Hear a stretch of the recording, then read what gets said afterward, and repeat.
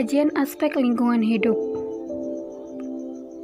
Analisis aspek lingkungan hidup dikenal dengan istilah populer analisis mengenai dampak lingkungan hidup atau AMDAL. Pengertian AMDAL menurut Undang-Undang Nomor 32 Tahun 2009 tentang perlindungan dan pengelolaan lingkungan hidup adalah kajian mengenai dampak penting suatu usaha atau kegiatan yang direncanakan pada lingkungan hidup yang diperlukan bagi proses pengambilan keputusan tentang penyelenggaraan usaha atau kegiatan.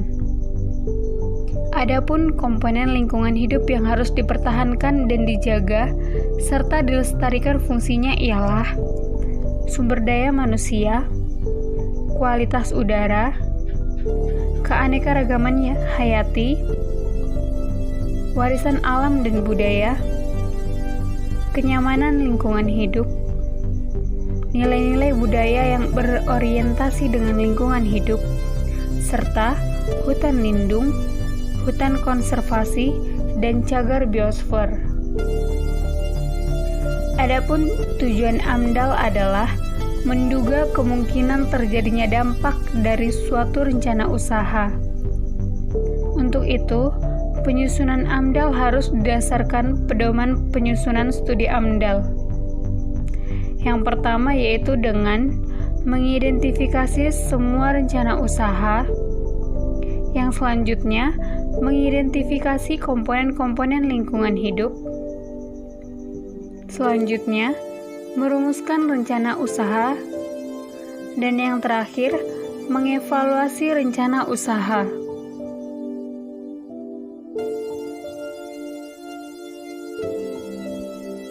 Perakiraan AMDAL. Dampak besar dalam studi AMDAL menurut pedoman penyusunan AMDAL hendaknya memuat beberapa hal. Yang pertama, perakiraan secara dampak usaha pada saat prakonstruksi, konstruksi operasi, dan pasca operasi terhadap lingkungan hidup. Yang kedua, penentuan arti penting perubahan lingkungan hidup yang diperkirakan bagi masyarakat di wilayah studi rencana usaha dan pemerintah dengan mengacu pada pedoman penentuan dampak besar dan penting.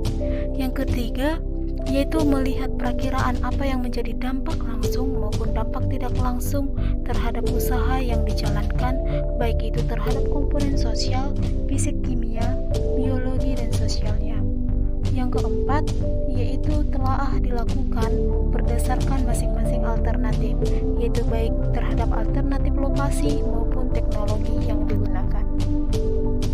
Kelayakan lingkungan hidup dari rencana usaha yang dimuat dalam Undang-Undang Nomor 32 Tahun 2009 memuat dua hal. Yang pertama, telaah terhadap dampak besar dan penting, serta telaah sebagai dasar pengelolaan. Baiklah, di sini saya akan menjelaskan mengenai ruang lingkup studi dan metode analisis data. Ruang lingkup studi meliputi dampak besar penting yang ditelah, yakni rencana usaha atau kegiatan penyebab dampak, terutama komponen langsung yang berkaitan dengan dampak yang ditemukannya. Kemudian ada kondisi rona lingkungan hidup yang terkena dampak lingkungan, terutama komponen langsung yang terkena dampak yang ditimbulkannya. Kemudian ada jenis-jenis kegiatan yang ada di sekitar rencana lokasi, beserta dampak-dampak yang ditimbulkannya terhadap lingkungan hidup. Dan selanjutnya, metode pengumpulan dan analisis data. Metode pengumpulan dan analisis data yang ilmiah mempertimbangkan studi AMDAL, merupakan telaah mendalam atas dampak besar dan penting usaha terhadap lingkungan hidup. Pengumpulan data dan informasi untuk demografi sosial, ekonomi, sosial budaya, pertahanan dan keamanan, dan kesehatan masyarakat menggunakan kombinasi dari 3 atau lebih metode agar diperoleh data yang realitasnya lebih tinggi. Jenis data yang dikumpulkan adalah data primer maupun sekunder bersifat sahih dan dapat dipercaya. Sahih maksudnya asli dan dapat dipercaya, yang diperoleh melalui metode atau alat yang bersifat asli. sistematika penyusunan dokumen AMDAL. Bagaimanakah sistematika penyusunan dokumen AMDAL? Dikatakan analisis dampak lingkungan hidup atau AMDAL perlu disusun secara sistematis sehingga dapat langsung mengemukakan masukan penting yang bermanfaat bagi pengambilan keputusan, perencanaan, dan pengelolaan sebuah usaha. AMDAL juga harus mudah dipahami isinya oleh semua pihak termasuk masyarakat. AMDAL juga harus memuat uraian singkat tentang pertama, rencana usaha dengan berbagai kemungkinan, dampak besar dan penting baik pada tahap prakonstruksi, tahap konstruksi, masa operasi maupun pasca operasi.